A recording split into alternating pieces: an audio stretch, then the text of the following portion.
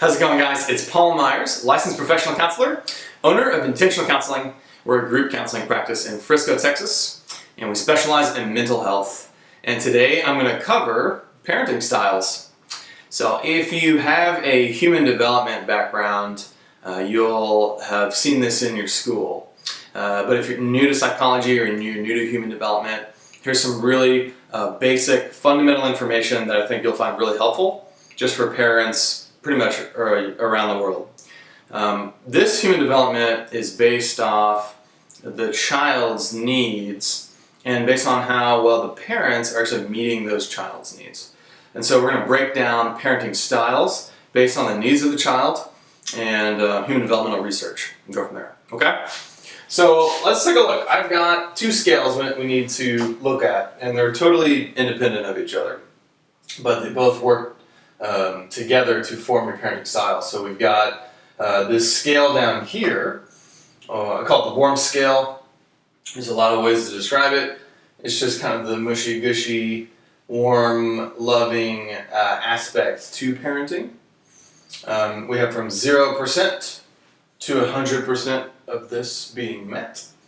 And there are a handful of needs here, of developmental needs. So first developmental need is self-worth. So this is a child's sense of value as a person, like my fundamental belief about myself being very positive, hopefully. That way they're feeling whole and secure. It's very important. And then we have self-efficacy. That's just a fancy way to say a child's belief in his own capabilities. What we've noticed is actual capability sometimes doesn't even matter.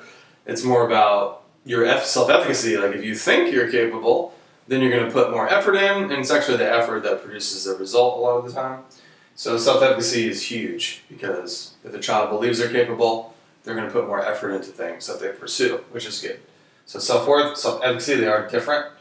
Emotional support is just the healthy space you're creating for your child to be able to express emotion and to have these emotional discussions where there's openness, authenticity, transparency, and it's a really healthy dynamic where they develop emotionally. They also feel loved and valued and supported and have a safe environment to feel. It's a good thing. Then we've got acceptance approval. Everybody likes that, but particularly as children, we really want that acceptance and approval from our parents. It has a huge, profound impact on us that is very positive when we get it and very destructive when we don't. And then we have a sense of belonging or a sense of identity. So everyone kind of has this innate sense of where do I fit in and where do I belong and who am I? And family and your parents in particular are a huge aspect to growing up and this sense of belonging to that family and having that sense of identity. Okay? And then the last part is a bond or the relationship that the child has with their parent to be more positive, more loving. Okay, so this is a very, that's just half of parenting. So that's the warm scale. That's how you break it down. It's a lot of work, very valuable, very important. Okay, so let's look at the other half. So we've got the same scale, so 0 to 100. This is a different scale though, it's totally separate from that. Totally different skill, totally different everything. But I call it the discipline scale, but it's much more than just discipline. So let's look at some needs here. We've got, breaking it down more further, we've got a sense of structure, or routines. We have a sense of accountability, where you're holding that child accountable, and they're learning to be accountable for themselves, and that there are consequences to actions. For every decision, there's a result. There's a sense of stability needed. Kind of helps them, or consistency is another one, where it really makes them feel secure and kind of know what to expect and to get into a groove. Boundaries.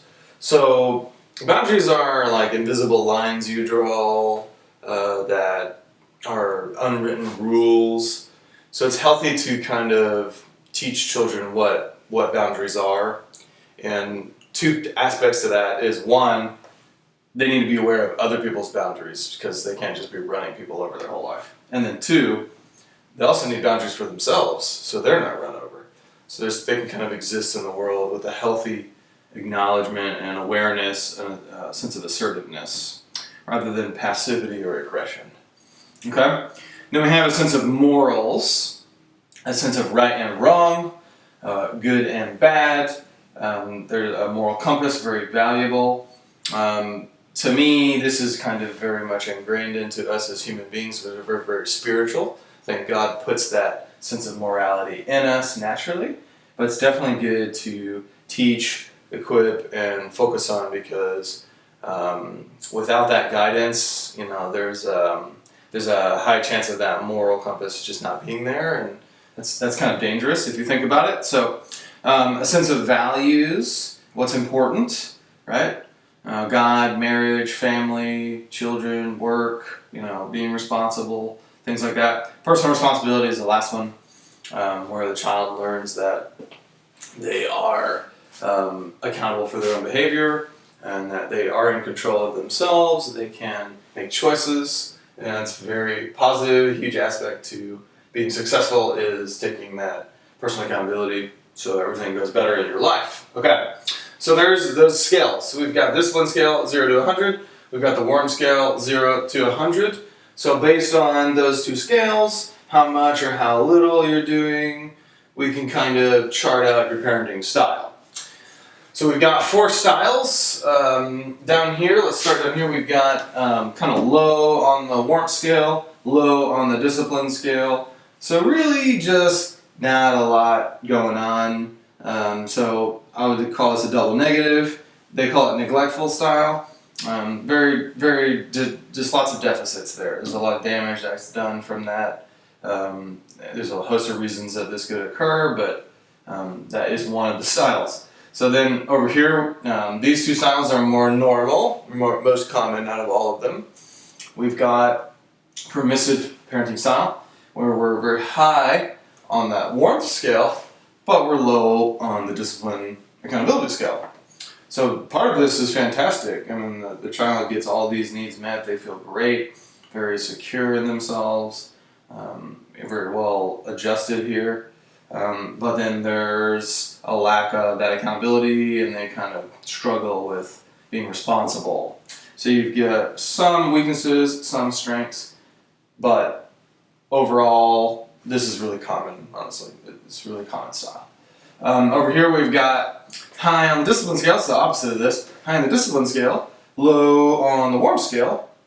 So it kind of puts us in this bracket where it's authoritarian style. Again, part of it's fantastic, where the children are really getting a lot of these needs met. They're really well adjusted here, but they're lacking more internally, maybe where their self-esteem is low, or they are kind of stunted emotionally, or they don't feel that sense of acceptance.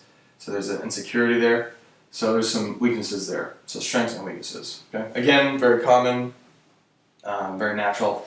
I find typically how you grew up, either we're replicating how we grew up, so we tend to be better at one or the other, just naturally, or I have seen this as well, where you just overcompensate. Your parent, let's say you've got like a double permissive breed parenting. Both your parents were permissive, so you're just realize how detrimental that was. So you're just like way over here now. You just swung the pendulum to way overcompensate. I've seen that as well. But I will say what's more normal is to replicate what's normal to you.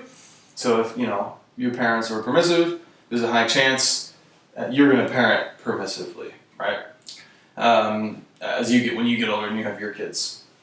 So okay, or the other way around, right? Okay, so let's look at the authoritative. So authoritative is kind of the golden standard, very challenging to accomplish, but definitely something we all want to strive for if we can, and do the best we can here. So we got high on the warmth and high on the discipline. We're really just doing all of it, just a lot, and so we got a double positive for it. We're nailing it. So no such thing as a perfect parent. Everyone has flaws, but we do the best we can to try to get to that authoritative box. If you can make it to the box, you're doing pretty good. which is great. Okay? So hopefully that will shed some light and some insight. It's just a lot of insights. Insight for how your parents raised you. There's an insight into yourself.